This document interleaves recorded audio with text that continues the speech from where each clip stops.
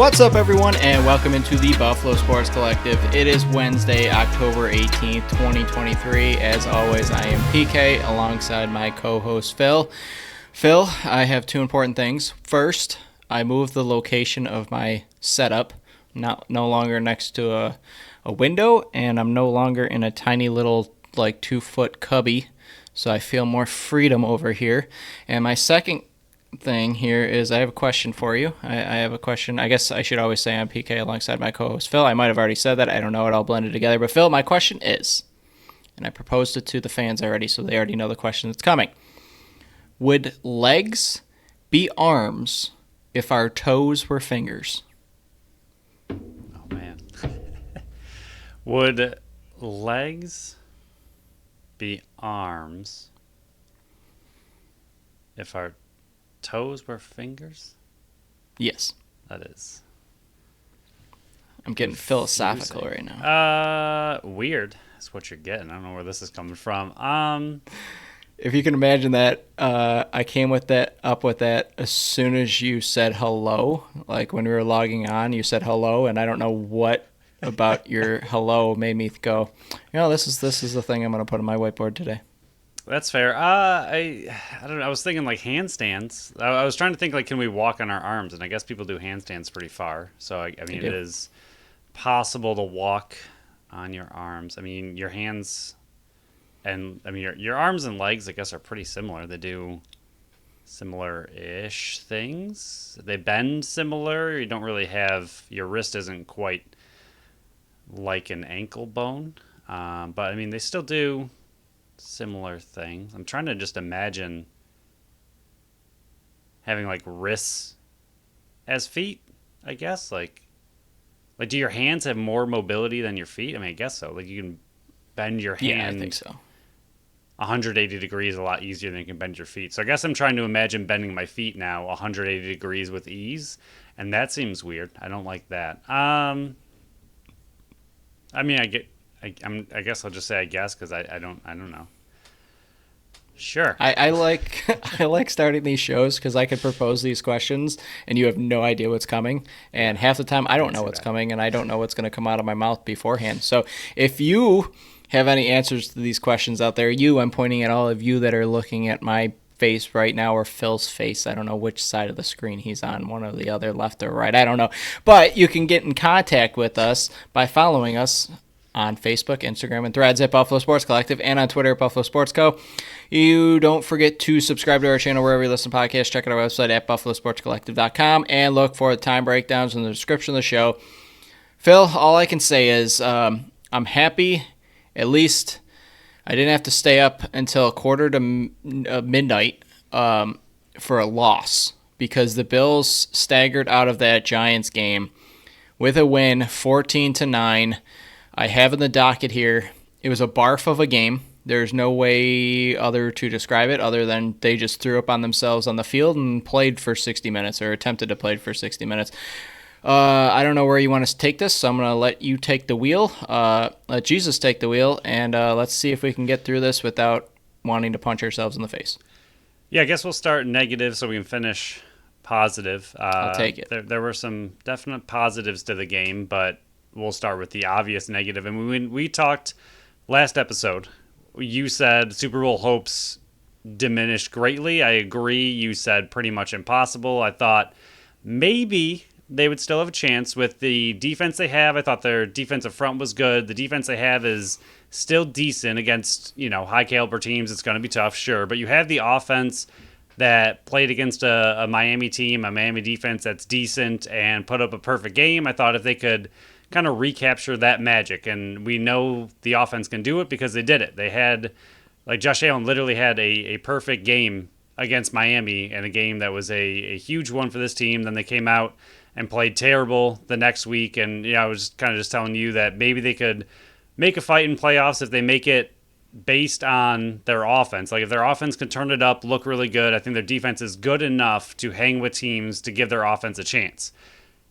That offense, once again, did not exist and is now becoming extremely worrisome. I think panic alarm like ringing that red bell. It's got to be really close if we're not already there and kind of well past it. I mean, I don't understand what's happening. This team, I don't know what the offense is doing. The Giants are not a good team. They're not a good defense. They're supposed to be one of the easiest teams to beat in the league. I mean, you and I just kind of talked about the line a little bit as I was rehashing it and looking at it again that, Vegas had the Bills beating the Giants by 15, and you mentioned they didn't even get 15 points total, so pretty hard to get that kind of spread. But the spread was there for a reason. They were supposed to go in, walk all over this team, and leave with an easy victory, and it was anything but easy. And again, mainly due to just a putrid offensive game plan, system, team. I don't know what they were doing out there.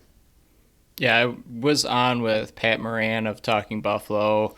I believe it was put out on Friday. So if you wanted to hear our thoughts on that one, you can go back and listen because a lot of it applies. And I think he said it perfectly that you have to come out of these next 3 games, the Giants, the Patriots next week, and then the Bucks after that Thursday night game with 3 wins. So far, they're 1 for 1, but I think everybody as a collective of Buffalo Bills fans would have wished that this game would have gone differently in a better way. Allen was 19 of 30 for 169, 2 touchdowns and 1, 2 and 11 on the ground. James Cook actually had a solid game. 14 for 71, 5.1 a clip. Murray 12 for 45, 3.8 a clip. Diggs had 10 receptions on 16 targets for 100 yards. And then the rest of the pass catchers went 9 for 14 with 69 yards and 2 touchdowns. And don't let the 2 touchdowns blur you. One of them was great. The other one was a great play design by Ken Dorsey. And that might be the only positive thing I say about him this entire show. The offense is just pathetic. I don't think there's another way to put it. They're absolutely pathetic. Their defense is just balling out the last 2 weeks, and the offense is giving them absolutely nothing. And Allen said it after the game. He definitely didn't want to be talking to reporters after the game, right after that night where he was just giving defense all the credit. Offense has got to do more. Well, duh, the offense has got to do more. You scored 0 points the first 3 quarters. And I'm not going to put the whole responsibility on one particular person. It's a group pathetic show right now. The play calling is horrible. The execution on the field is horrible. I just don't understand how you can watch the game. Everybody up in the stands can watch the game, know that things are going to be happening, and the defense knows what's coming because everybody else around the world knows what's coming. When it's 2nd and 1, guess what, Phil? They're going to be in the shotgun formation. They're going to run it right up the middle, and they're not going to get it. I don't understand some of these concepts that Ken Dorsey is doing. And yes, a lot of times, I completely understand. I've said this multiple times. The coaches are not on the field. They can only take so much responsibility.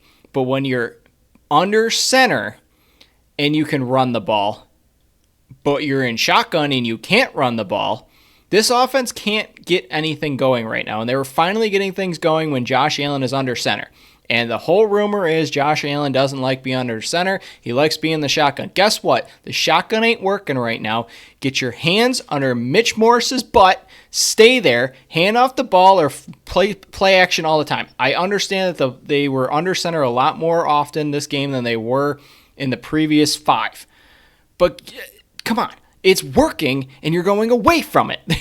They had what? Monster, I think Cook had like a 14-yard run, and then the very next play, I believe Allen threw the interception because he was in shotgun. It's mind-blowing and mind-numbing that they continue to make the same mistakes over and over and over. And I understand I'm the idiot in the chair right now, but I'm the idiot in the chair that wouldn't call a running play a draw up the middle in shotgun on 2nd and 1 because I know it ain't going to work. Yeah, I mean, this is a few times now we've seen things work and things not work, and the things that do work they tend to move away from, and the things that do work they like to hammer home and continue to use them despite them not working. I mean, you and I kind of talked about it a little bit while we were watching the game that Dorsey has called a few really good games this year. The offense has looked good a few times, and yet this kind of performance, and you look at it, you're like, how does this same offensive coordinator call an incredible game against Miami, a few other, Vegas, Washington, all pretty solid offensive performances, and then you go up against a terrible Giants defense and you just have no answer for them? Like, it just doesn't make sense that the play calls are, like you said, just this weird. Like, they go away from what works and just really go and drive home the things that don't. I mean, we've even seen, I know Kincaid wasn't in this game, not saying it's part of this game plan, but even the 12 personnel that they were supposed to be using more and more this season has gotten less and less as the weeks have gone on. And that seemed to be working a little bit early on in the season. And then they are going away from it more and more, despite the reason that's kind of, one of the reasons you drafted Kincaid was to use him and use Knox in these, formations and get a little bit creative. And they're just moving farther and farther away from that kind of offense. And then this game, like you mentioned, the offense, like when things went well, they just stopped doing them. And for the most part, the team just looked terrible. I mean, again, I know Mahomes is having a down year and Kansas City is still doing fine, but like they have no offensive weapons on that team pretty much outside of Kelsey. I know Rice is slightly something, but for the most part, they have no wide receivers they use more than a couple times a game, and that's how their game plan works, and it's still working really well. I hate making these comparisons, but the Bills' offense doesn't have a ton of playmakers, but they have enough playmakers on that team that you should be able to be doing better than they are. Like Deontay Hardy is fine, Shakir's fine, Knox, Davis, Diggs. I mean, Morris came out of nowhere, but they have playmakers on this team that you should be able to scheme and get creative enough with that the offense looks, it has a lot of variables, looks different every single play, looks different every single drive, that you can mix things up and not just keep going through the same motions and be shut out by a bad defense for 3 straight quarters. Like how they weren't able to figure anything out until the fourth quarter seems ridiculous with the amount of talent that is supposedly on that offense. Yeah, I keep seeing people say, hey, they're sitting at 4-2. They're only game out of AFC East because you have the tiebreaker over the Miami Dolphins. Look around the league. Cincinnati's struggling. You got Kansas City's offense doesn't look the same. All these, you're going to run into spurts. Like, I'm tired of the excuses. Like, I'm very much over the excuses. And again, I'm trying not to be that overcritical person that he's never played football in his life. He doesn't really know what he's talking about. I'm trying not to do that kind of stuff, but like, how many of these years in a row can we keep coming up with excuses after excuses after excuses for this team? Like, you can say that, hey, they're still a high scoring offense. They just put up 14 points on the 28th ranked defense in the league. You didn't score until the fourth quarter. Like, this team turns it on at the very last. I don't know what they do to come out of these games. You said it after the Jaguars game that you have to start these games quicker. You had 0 till the fourth quarter. It's just, you can't blame the excuse that we heard all last week. Jet lag. The offense, short rests and all that kind of stuff. And I already explained that you and I went to Italy. We took one long nap and we were good. Where was the excuse this week for 3 quarters of just pathetic puking on yourself offense? Like, they couldn't have been jet lag this time. I think I tweeted out, hey, you do have to travel back from England, so maybe there's still jet lag. Let's see what their offense looks like next week versus New England. We can still hammer home that point, the jet lag. It's just, this offense is just, it's not creative. Like I said, I give the creative play to Deontay Hardy and the creativeness that Ken Dorsey came up with that on play. That's great. I love that. Where are they? Why is that happening just now? Like, where was that all season? Like, where was that all last year? We've been throughout the game. Why is it right? That one play? Like, it was one play. Yes, it was a fantastic play. We love it. It was great. Do it more than once. Do anything that's more exciting than the offense you're putting out there. It's just terrible. Like, this team should be happy that so many fans are this critical after a win like this, because that means you have such high expectations. This team and the fan base has such high goals for this team, and it's coming into the season, at least for most of the people, and I'm sure there's a lot of people out there that still feel this way, is Super Bowl or bust. That's why people get so frustrated. A 14-9 win over the pathetic Giants, who had 17 players on their injury report going into the game. It's just, the Bills literally won this game, and I think Jeremy White said this on WGR on Monday morning. They won this game by a yard. Think about that. They came within a yard of losing to the New York Giants that had Tyrod Taylor and a bunch of no-name wide receivers playing. That's how close they came to losing this game and falling to 3-3. And guess who's 3-3, Phil? The Las Vegas Raiders. The Raiders, who just won a game with Brian Hoyer, they're also 3-3. You would have been in company with them if by a yard. They got bailed out of this game. There was not roughing on the passer on Allen. Tyrod's call at the end of the first quarter to switch it from a pass to a run was stupid. They missed 2 field goals. The Bills tried in every single way to lose this game, and they couldn't. It's just, I guess I have nothing else negative to say. I kind of want to try to talk to positives and then move on. But it's just, if the offense doesn't get right quickly, they are in for a world of hurt the rest of the season. It's just so lucky that they were facing the New York Giants, because any other team, they would have gotten the doors blown off. I don't want to see them get right for one game either. Like, get right, it's got to be consistent, yes. Which is probably the biggest issue they're having this year. Is there's just no consistency. No matter who they're playing, the offense is just extremely hot and cold. The only consistency they've had, which is why they're 4-2, is the defense, which we can switch over and talk about now. They played great, and I know Tyrod, backup QB, is in the defense in this game, should have looked really good, but that's kind of the thing that the offense couldn't do that the defense was able to do. The offense was supposed to look really good in a game against a bad team. The defense was supposed to look really good in a game against a bad team, but the defense actually showed up and looked like they were playing a bad team, and they were. I mean, Barkley came back, which is a big thing for the Giants. He ended up having a pretty decent game for them. Outside of that, they really didn't do much on offense, and that's because the defense looked really good. I mean, given what the defense has had to deal with, I think we're gonna. I mean, this is your defense moving forward for the most part, and I think we saw a lot of positives from this. I guess we will now say younger, inexperienced defense that they were able to put on the field. I mean, even Dane Jackson, one of your backup players, also out. So this team just is pretty low on their depth chart as far as who they need to have out there. And I think for the most part, they still looked really good. And a lot of these younger players that are going to need to step up into bigger roles seemed like they stepped up pretty well in this game. Yeah, they gave up 4 plays that I can remember that I think they would want back. And in a game, I don't care who you're facing. Like Tyrod Taylor, he can throw a beautiful deep ball. Saquon Barkley, yes, first game back, but he's also a really good runner. I get all that. You're facing this kind of team, and you held them to 9 points, like 3 field goals. That is an incredible job, because yes, I understand that you're going against this lousy team that I already made excuses for, like 17. You didn't have your starting quarterback. You were missing 3 offensive linemen, and another one went out. The one guy came in from the couch. He hadn't played in over a year, went from starting at left guard, having to go out to left tackle. I get all that. But there were 4 plays. 2 big Barkley runs, and then 2 big Slayton catches on both sidelines against Elam and Benford.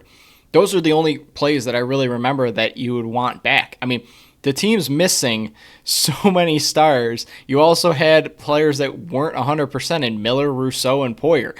None of those guys are 100%. Bernard, he's a legit player, Phil. I came into the season, and I think I said it on Talking Buffalo, trying to remember who I had winning that middle linebacker position, but I ended up, in the bold predictions, I had Dorian Williams coming back, and I had him taking over the starting role in middle linebacker by the middle of the season. Bernard, he's a legit baller, and if you gave me the choice between Tremaine Edmonds and Bernard, which middle linebacker I would want, it's like neck and neck now. I think I would lean Bernard just because he makes more of those splash plays, but that's how far he's come in 6 games. I mean, Williams, playing opposite of Bernard, had a great game. You went with the rookie. He played, I think it was all but 4 snaps. Dodson came in 4 snaps, I believe it was. He balled out. He was very good. I think there was maybe one or two. He had one bad drive that I think he would want back. Benford with one big pass breakup. Taron Johnson, he might be your best defender right now. And yes, you got away with a hold in the end. Waller was doing it right back. So it was let him battle it out, see what comes down from it. And then the last thing here, I really want to see, and I didn't think I would ever say this because I was knocking on him for the first 3 years of his career, rightfully so. AJ Epinesa needs more snaps on defense. He needs to be more a part of that rotation. I don't know if he's going to get it now that Von Miller's coming back healthy and Floyd's balling out, but AJ Epinesa, something flipped in this year 4, and he's been balling out ever since.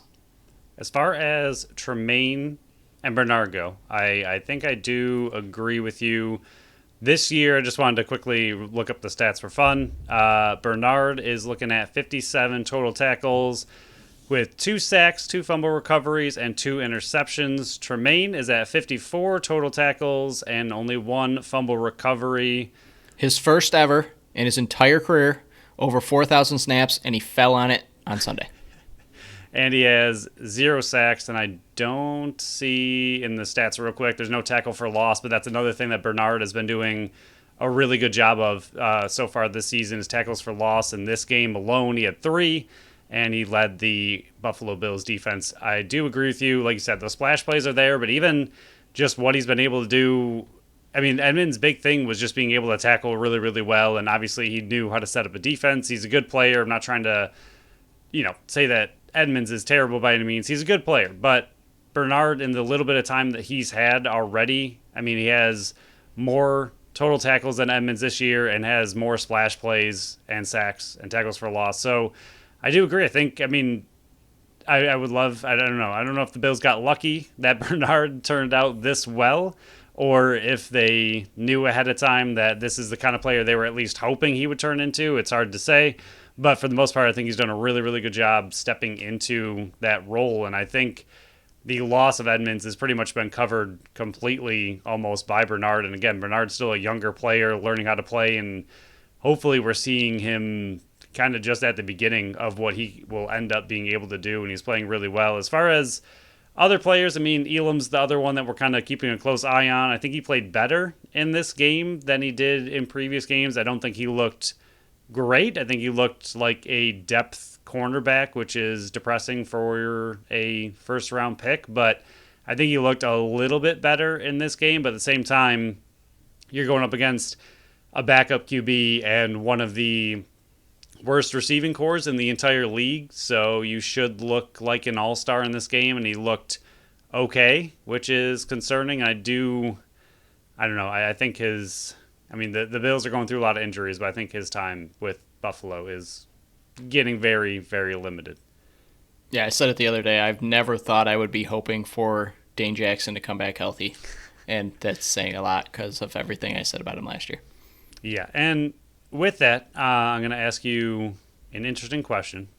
I'm ready. All right. Given the Bills' record that everybody is all excited about, 4-2, which isn't really that exciting of a record given you lost to the Jaguars. But in general, they're sitting at 4-2. You just saw the performance against the Giants. You know what this team currently looks like. You have your own, we'll say, reservations about being a Super Bowl team. You're Brandon Beane.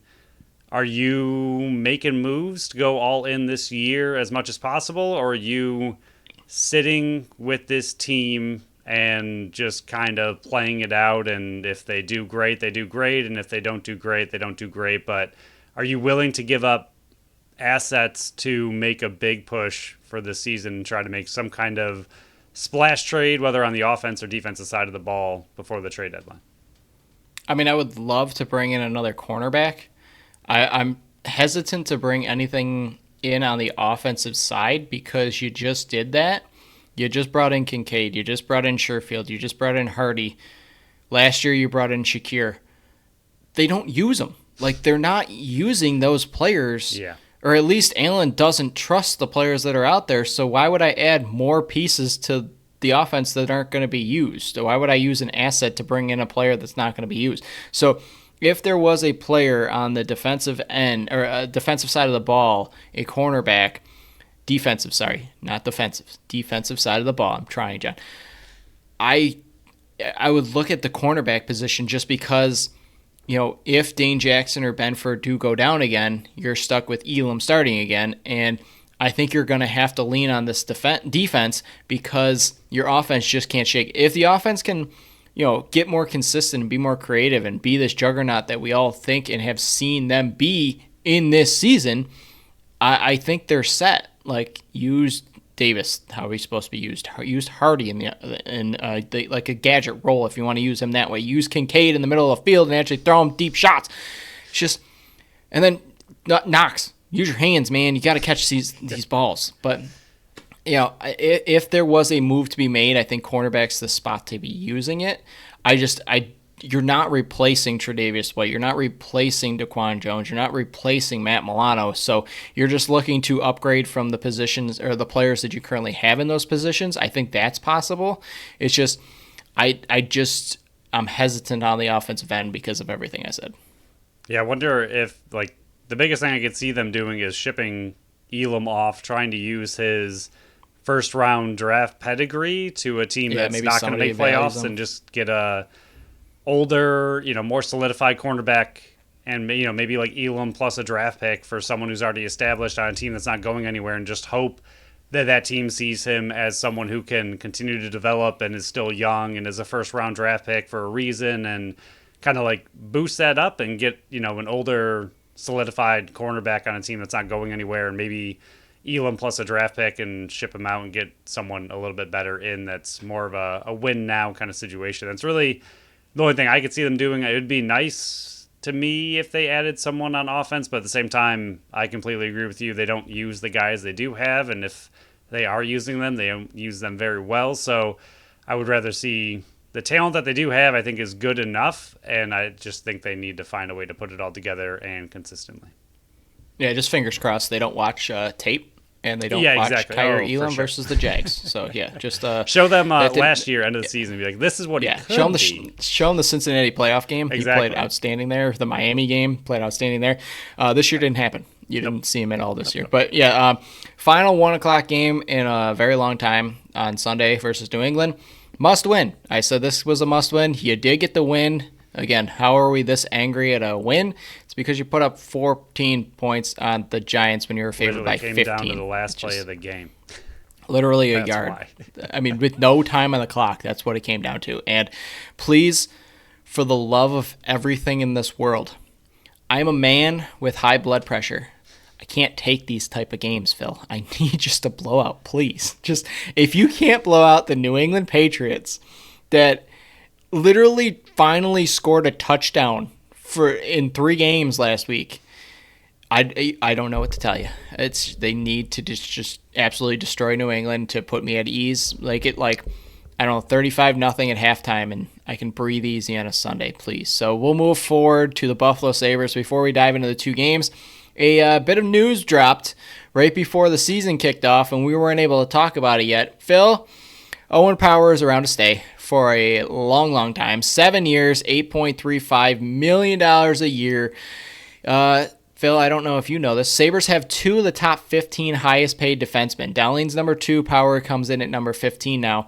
Now, they have Dahlin locked up until 2031, 2032 season. Power the year before that, 30 and 31. And then Tage, Cousins, and Samuelson to 2029 and 2030. These 20, and this is going to be a long century, Phil. These numbers, these are going to kill me. But what's your thought on the deal and how they continue to lock up their young core? Did you mean long decade? Is that what you were?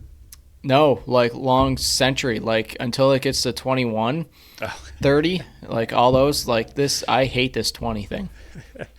That's fair. I think they have what looks like 6-year window to make playoffs, win a Stanley Cup before you have to repay all of these players on their next deals, which are going to be very interesting, risky deals. And luckily, we don't have to worry about them for a long time. And I think you have 2 of the highest paid defensemen because you drafted 2 defensemen number 1 overall in separate years. So that'll probably happen when you have that kind of draft ability. But to me, the Power one is confusing for Owen Power and very great for the Buffalo Sabres. I'm very Agreed. shocked that Power, seeing what Dahlin literally just did this offseason, what he was able to make, I'm surprised Power wasn't willing to more bet on himself and at least do some kind of bridge deal, some 3-year, 4-year deal for the same amount of money.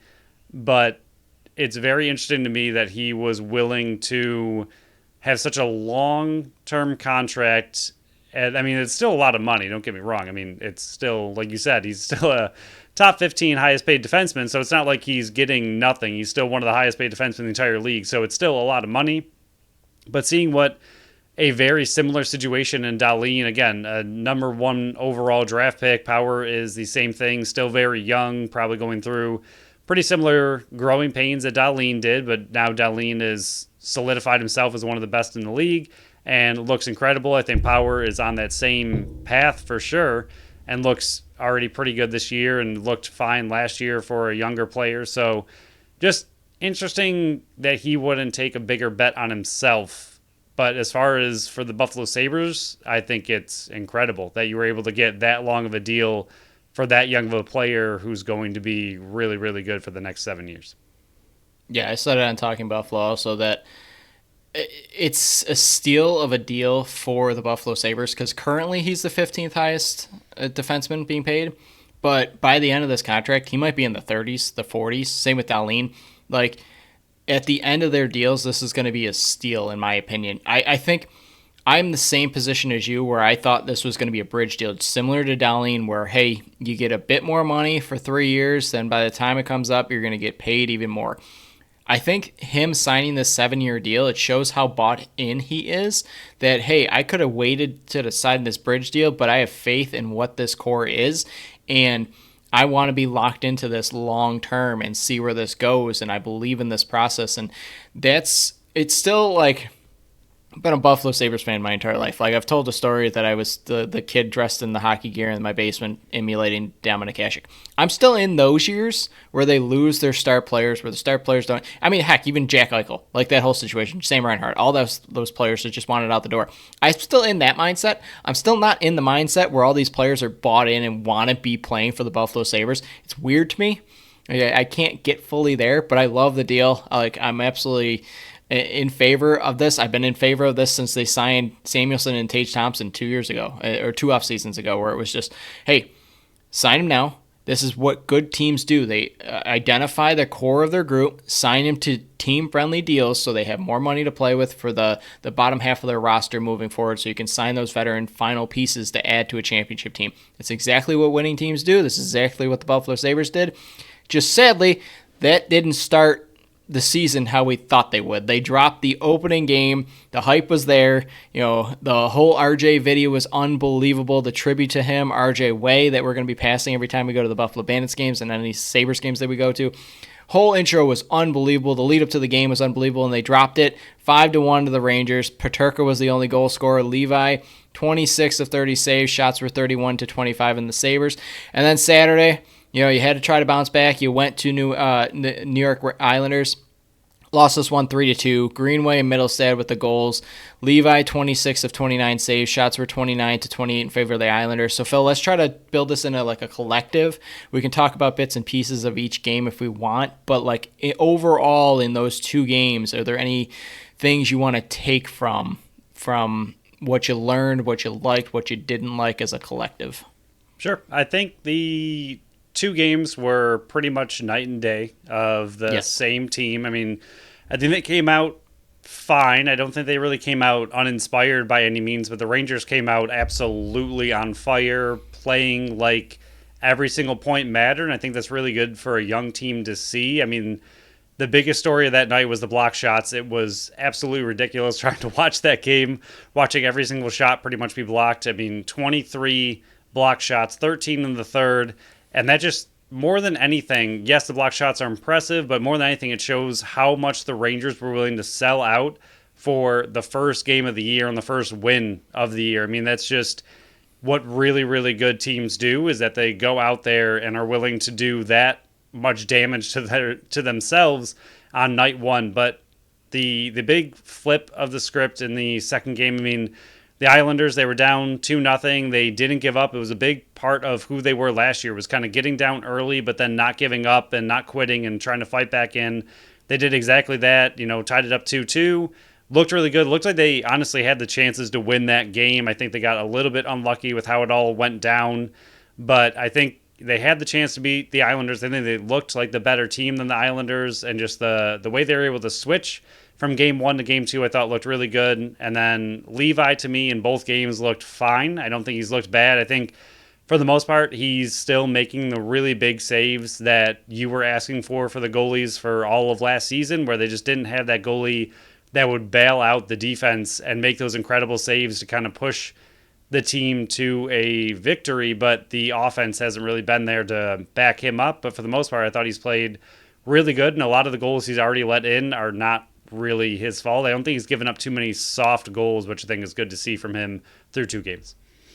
Yeah, I think Levi's played about what was expected of a goalie that played in 11 career games so far, that's straight out of college, that played no AHL. I think I was thinking about this after game 1 when, it was 5-1 and he lets in those goals and all that kind of stuff. Whereas I think the worst thing that happened to him was how good he was for that 9-game stretch last year, because the expectations for him that were already very high went through the roof, and like it was unimaginable he couldn't have kept that pace. So I think the worst thing that he did was be that good last year. So I definitely think the biggest thing he needs to work on is his rebounding. And again, 11 games in, plenty of season to go, plenty of career to go for him too. It's just there's been a lot of juicy rebounds that he's given up. I think that's the biggest thing he needs to work on. But neither of these games are the goalie's fault. Neither of these games are really you can't put it on Levi.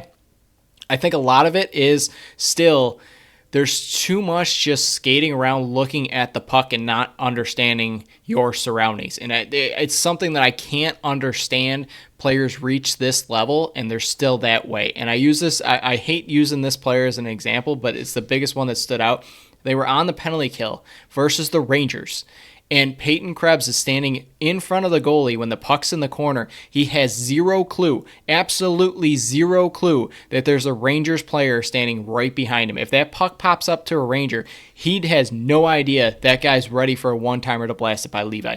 Those are the examples. Like the second example, Yoki Haru, that big rebound that Levi gave up in the first game versus the Rangers for the first goal. Yoki Haru has no idea, zero clue that there's a defender or a forward skating right behind him, and the pass just goes right in front of him, taps right in by Levi. Those are the things that I can't stand, because those should be the number one rule, is always know where the players are on the ice, always know where the puck is, and you can't catch yourself puck gazing, and that's what happens too much with this team. There's too much just skating around, not getting back that goal that I think it was the first goal in the Islanders game where Clifton kind of gets tripped. I'm not going to blame the referees for that. It should have been stayed in the offensive end to begin with. But you can see nobody's getting back on defense whatsoever. There's no hustle to get back. That's one of the other things that bothers me, is this early in the season, you have fresh legs. You should be getting back. The PK does look better in the second game. They were better in the second game versus the Islanders. They went 100% in that one. But the PK, game 1, looked terrible.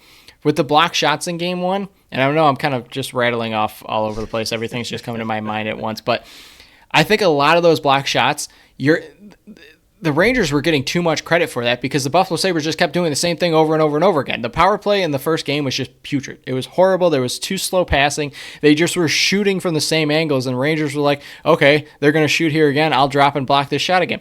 Why not fake the shot, have them drop, and then you can skate around them and get something to go? It's just, I hope the power play gets a little bit more creative, faster passes. The Stars need to be playing like Stars. The top 2 lines have stunk. The third line has been unbelievable right now.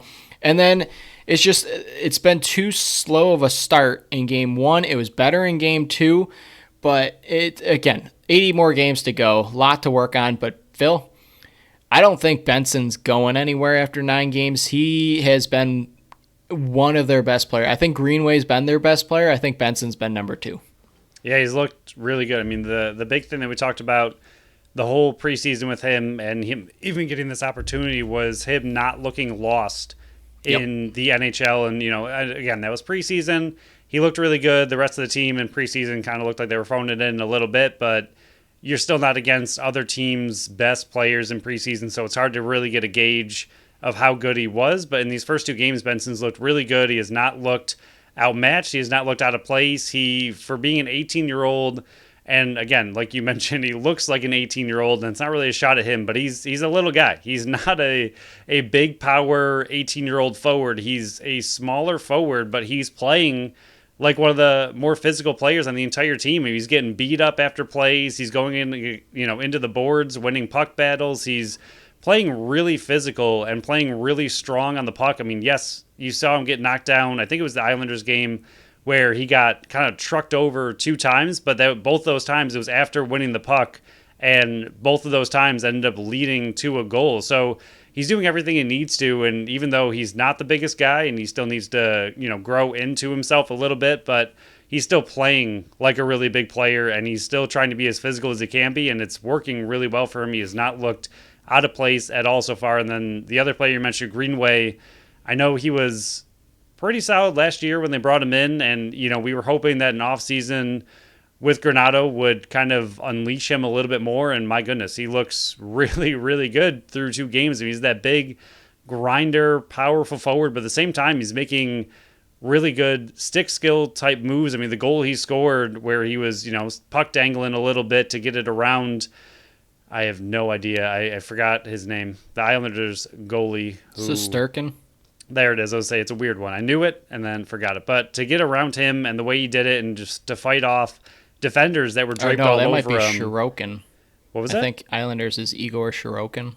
Who's the Rangers? I think Rangers? Shesterkin is first game. Yeah, the Rangers. Yeah, I think so.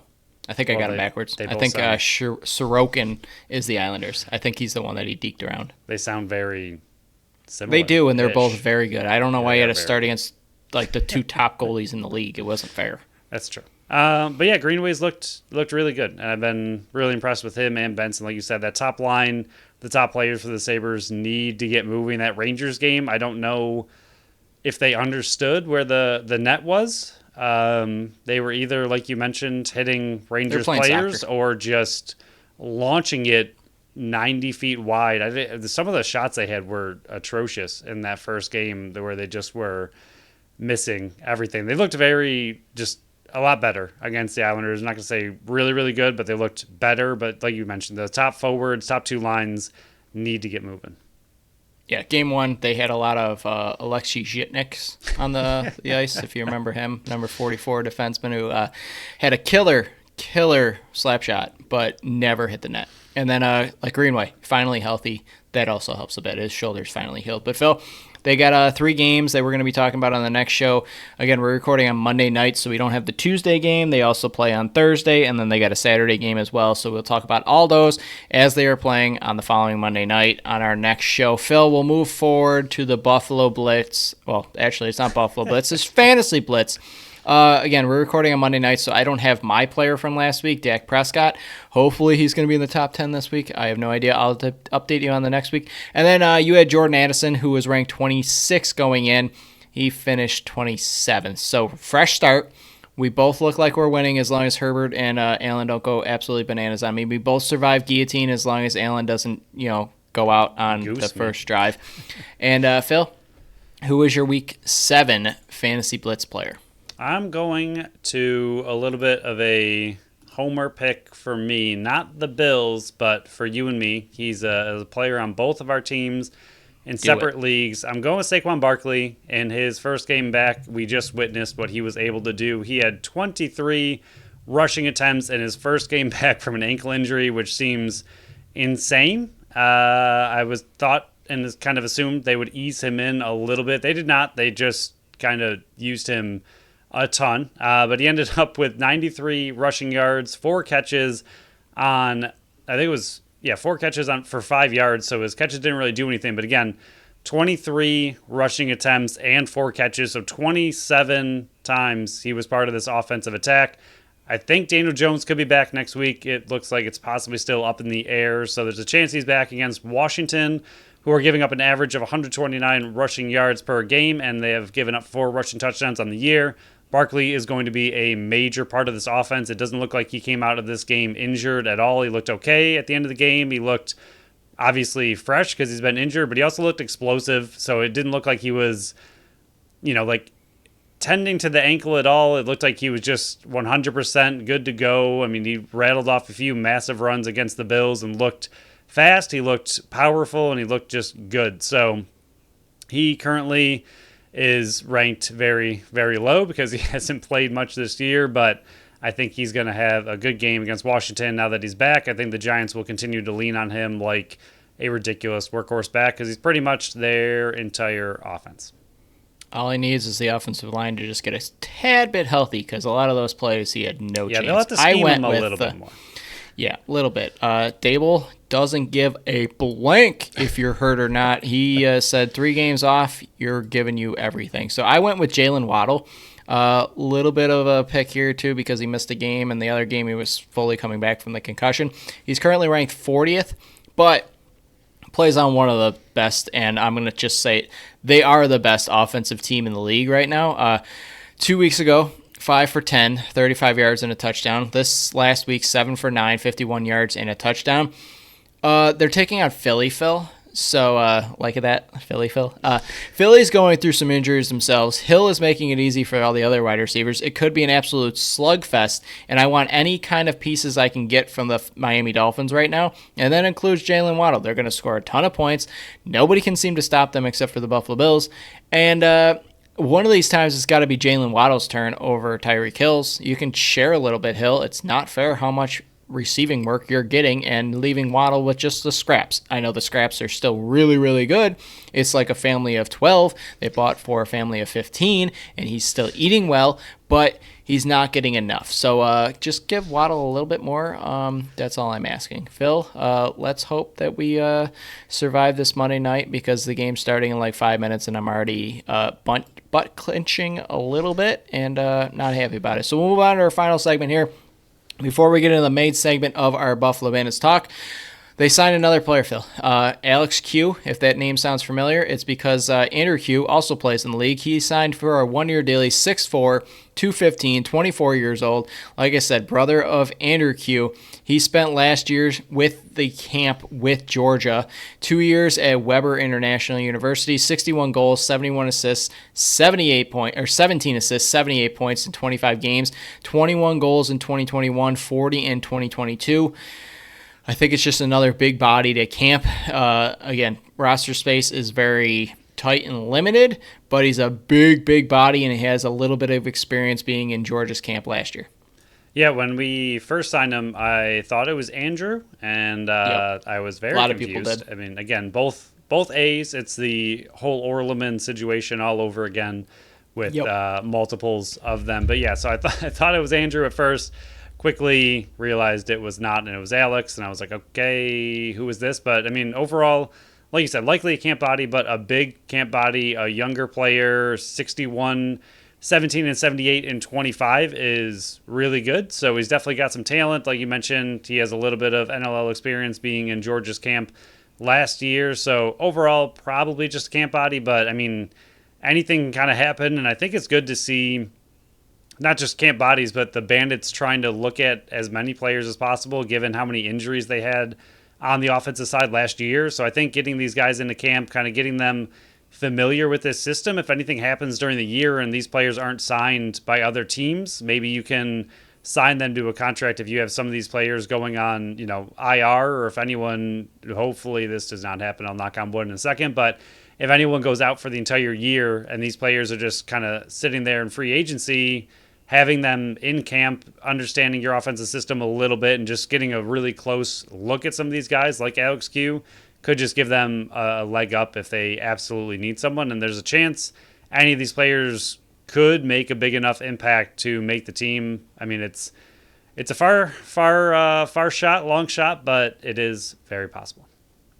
Yeah, Phil came up with a fun topic we're going to talk about on next week's show. So if you're interested in players similar to Alex Q, the deep bubble guys, the new guys on the roster, stay tuned for next week's episode because we're going to dive deep into those. So our segment for the Bandits in the NLL on this show is lot has happened in this offseason. Training camps are kicking off towards the end of this month, if not the start of next month. So, Phil, we kind of wanted to go over our favorite or our most memorable or the best things, or however we want to frame this, the 5 things that happened in this offseason that made the most impact, not just for us, but the league as a whole.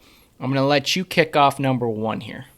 Yeah, number 1 was conflicting for sure, but it is the unified standing system that they are implementing this year. You and I kind of went a little bit back and forth on it, on if we liked it or not. I'm still a little bit hesitant for sure, but overall, I think it's really, really good for the game more than anything, which is obviously what the NLL is trying to do. They're trying to grow the game, and I think getting a chance to play every single team once, whether it's home or away, gives the fans of every single team a chance to look at every single other team. And like we've mentioned before, it gives you an opportunity to see the stars that, used to be on what was formerly the West.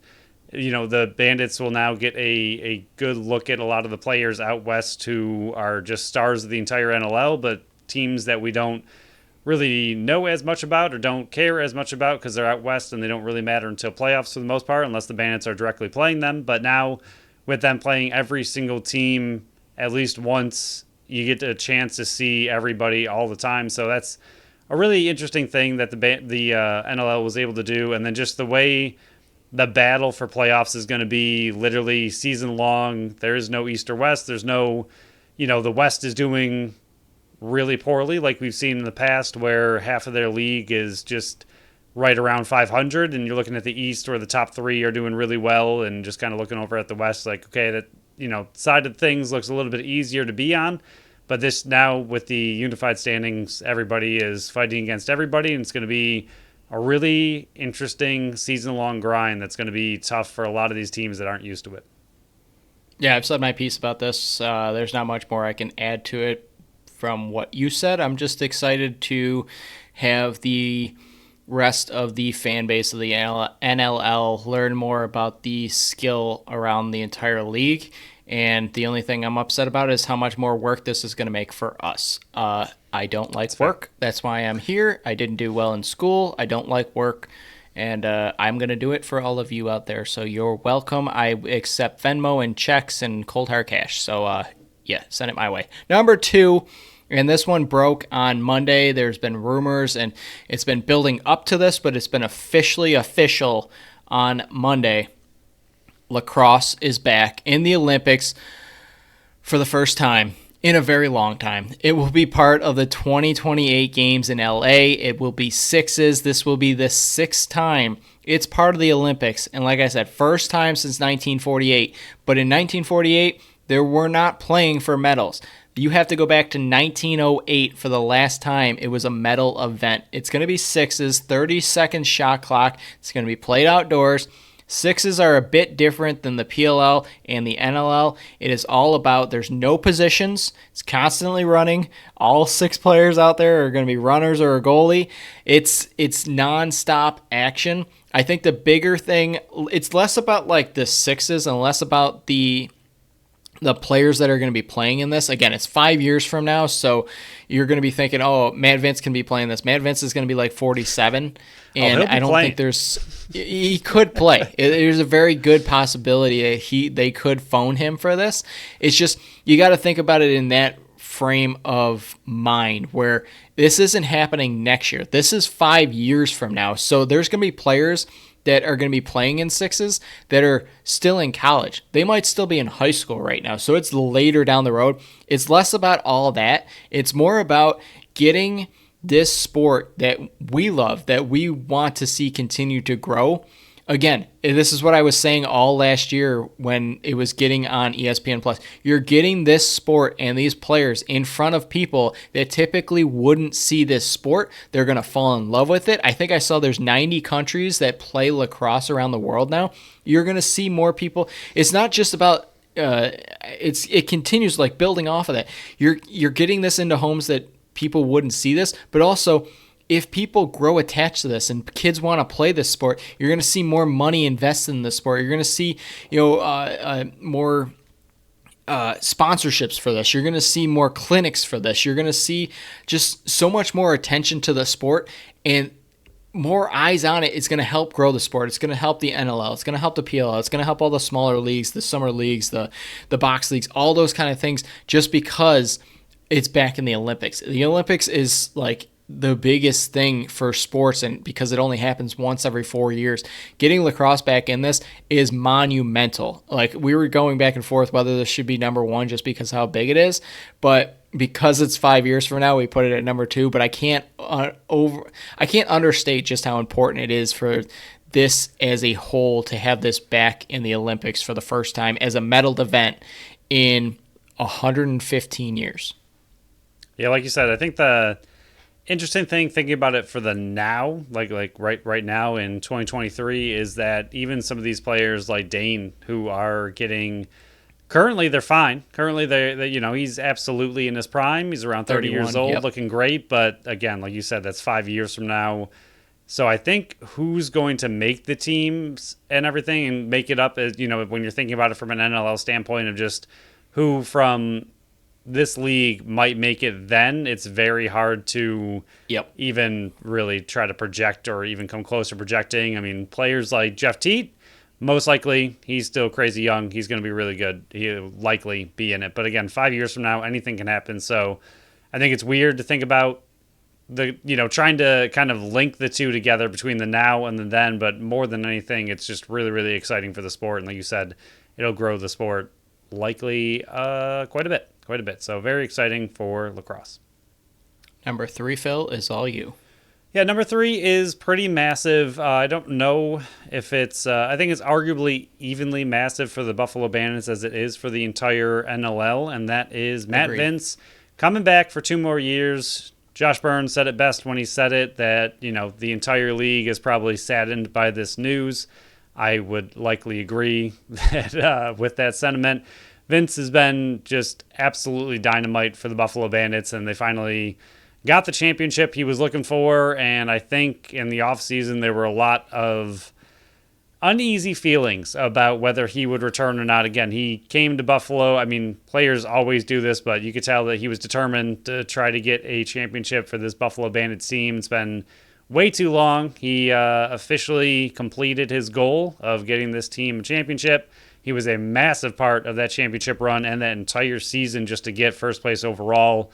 Wasn't injured pretty much for any of it, so he was a just huge staple to that entire season and the championship run. And it was just really uneasy if he was going to hang it up and just kind of ride off into the sunset, having arguably the greatest goalie NLL career of all time and ending on another championship, or if he was going to come back. But he did decide to come back, and not only come back, but come back for 2 more years. So really, really exciting news for the Bandits. Not so much for the rest of the league, but not only to get him back this year, but to get him back for 2 years, knowing he's going to be part of this team for 2 years, their championship window, which was likely going to be open anyway, but now is pretty much cemented open for the next 2 years as long as he remains healthy. And we have yet to see any sense of decline in his talent and his ability since we've pretty much started, watching him.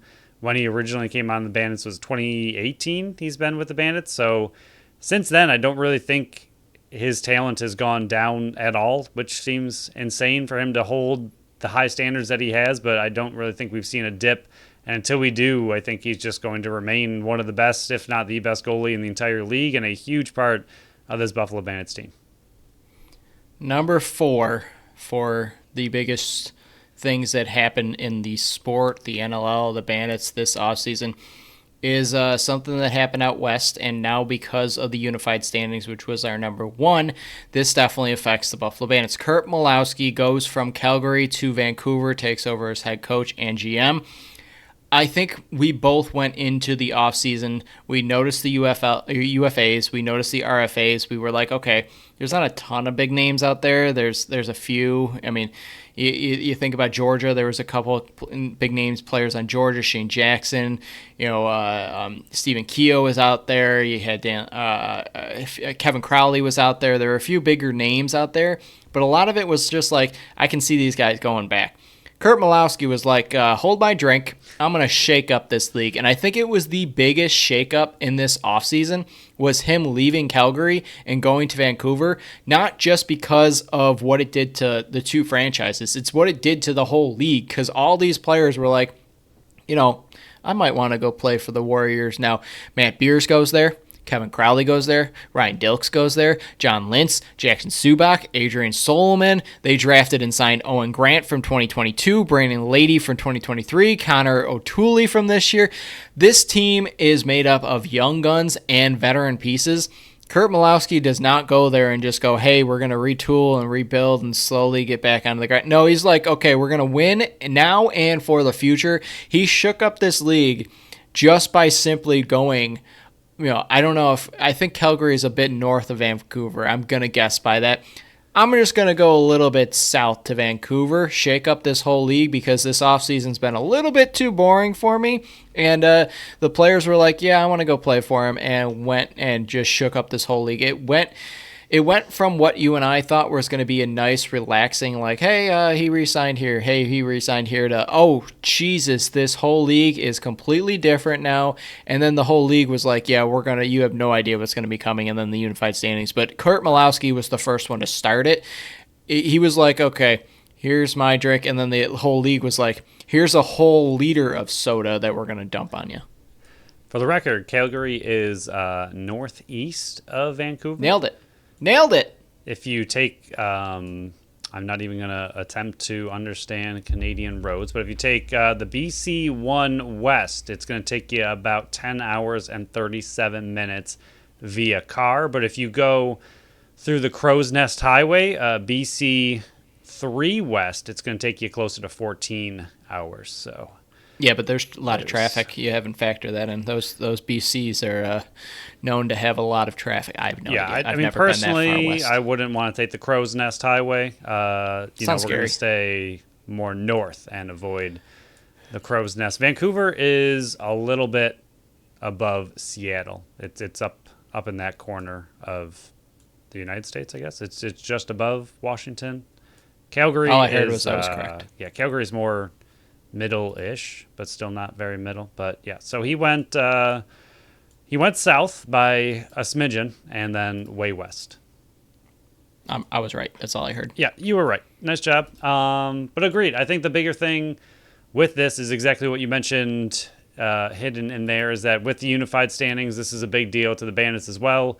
Previously, before the unified standings, when we kind of were finding out about this, and, just what was going on, we were like, all right, for the West, that's a pretty big deal. Now it's a big deal for the Bandits as well. So, I mean, what he was able to bring over and just the moves he made since coming to Vancouver, pretty incredible. That, we know what he means to Calgary and how good of a coach he is for the NLL, but to have the power to lure that many players over to Vancouver, pretty impressive. Like you said, one of the bigger offseason moves.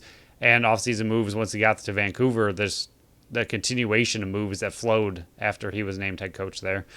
For number 5, this is PK's B team that he is still in love with and will be forever. Toronto also had an interesting offseason themselves. Mark Matthews, Chris Boucher, and Dan Lintner all traded to Toronto. Dan Dawson retired. Steve Keogh signed to Rochester. Zach Mans was traded to Saskatchewan. But those 3 forwards that we mentioned at the top, Matthews, Boucher, and Lintner, added to Schreiber, Craig, and they re-signed Corey Small, who I think we were both secretly hoping he wouldn't go back because he had a pretty solid season, but he is back there as well. They have a little bit retooled and a little bit better offensive game plan and just a little bit better offense that they're going to be looking at this season. We know what their defense can do.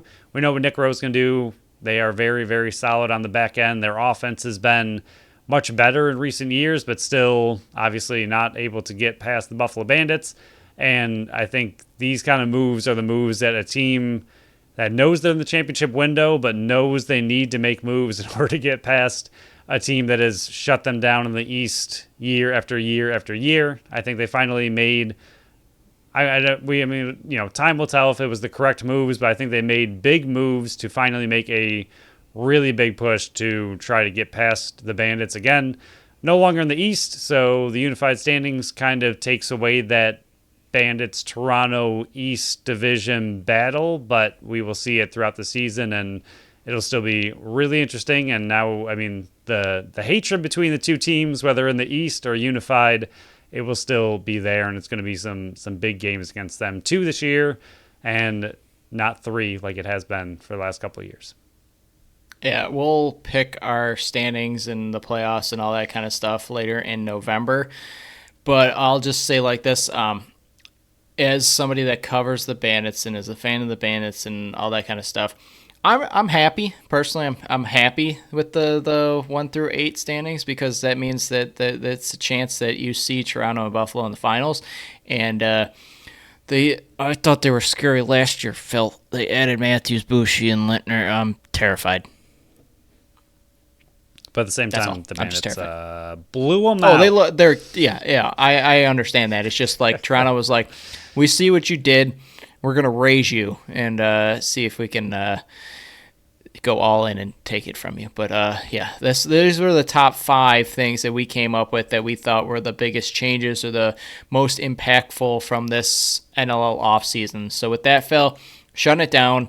I'm angry because Justin Herbert just threw a touchdown pass to Keenan Allen, and my opponent has both of them, and I was up by 70, and the lead just got cut down to like 52. So, Phil, is there anything else you would add to the show before I ran my head through the wall? I would like to say that with that information, it sounds like I survived guillotine, You did. and that's exciting. You did. So, You did. As you're ramming your head through a wall, my head will be still attached to my body for one more week of guillotine. So that's exciting.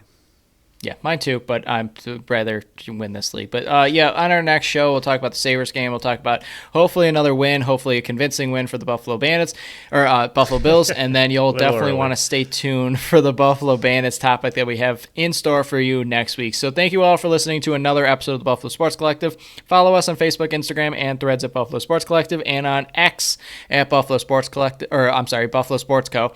Visit our website at buffalosportscollective.com. Subscribe to our channel wherever you listen to podcasts, and make sure you leave us a review on Apple and Spotify. Until next time, bye-bye.